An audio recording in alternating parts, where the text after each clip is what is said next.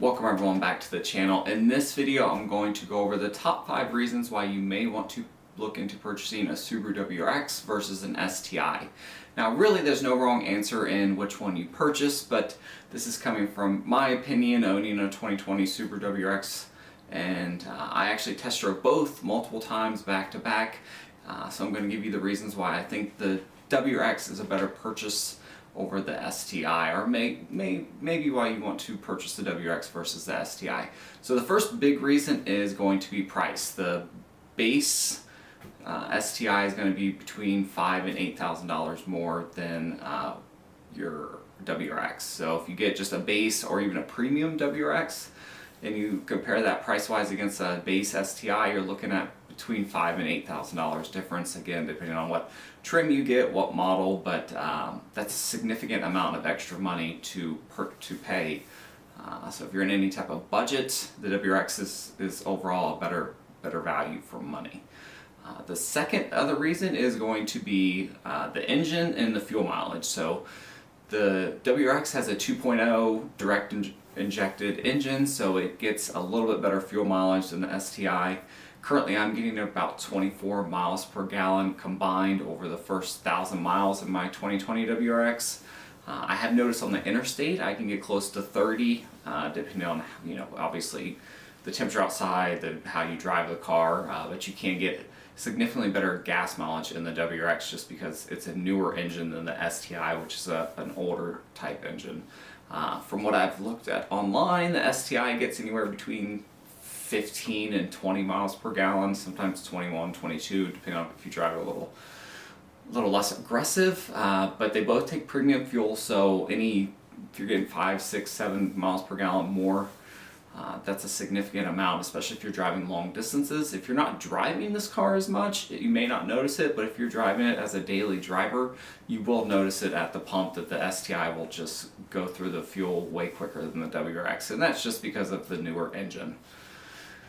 So the third reason why you may want to look into buying the WRX versus the STI is, I think overall it's a better daily driver.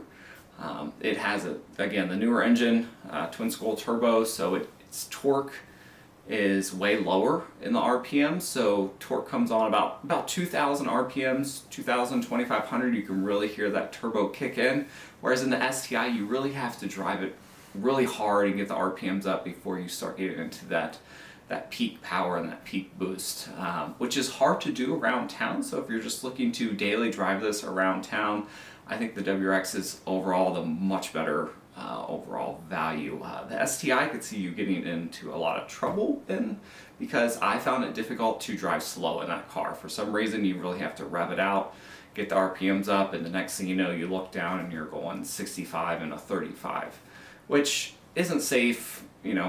That's not something you should do on a regular basis. So that's the third reason why I would probably get the WRX versus the STIs. It's just an overall better daily driver. Suspension's not as stiff, and again, that newer engine, the torque's a little lower, so it's just a little funner to drive around town.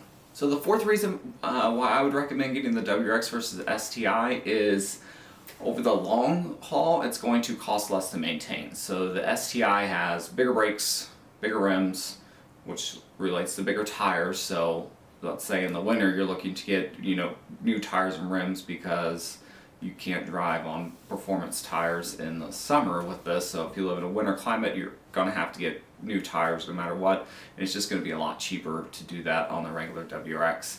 And the brakes, when you come to replace those, the Brembo brake pads obviously are going to cost more. Same thing with the rotors. It's just a more high performance vehicle, and the gas mileage is going to cost more over the long haul, and the insurance, at least when I priced out insurance, it was about $30 more a month for the STI over the WRX. Not really sure why, but that's just the quote I got.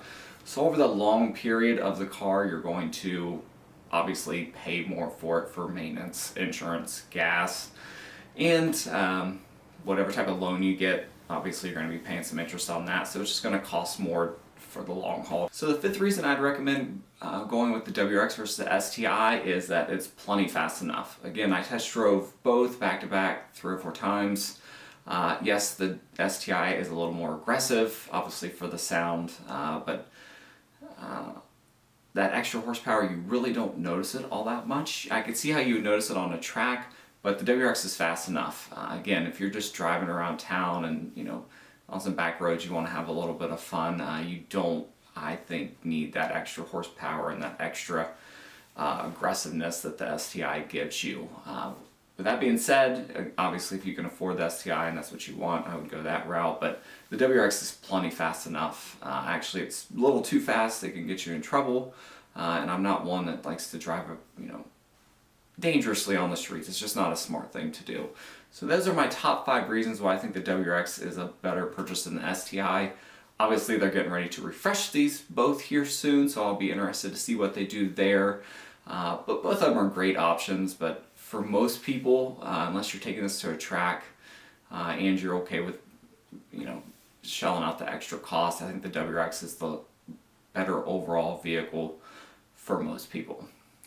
If you have any questions, please leave them below. I will answer what I can.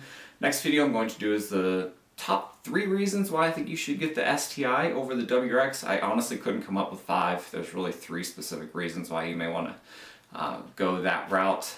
And that's it, guys. Thanks for watching, and see you guys next time.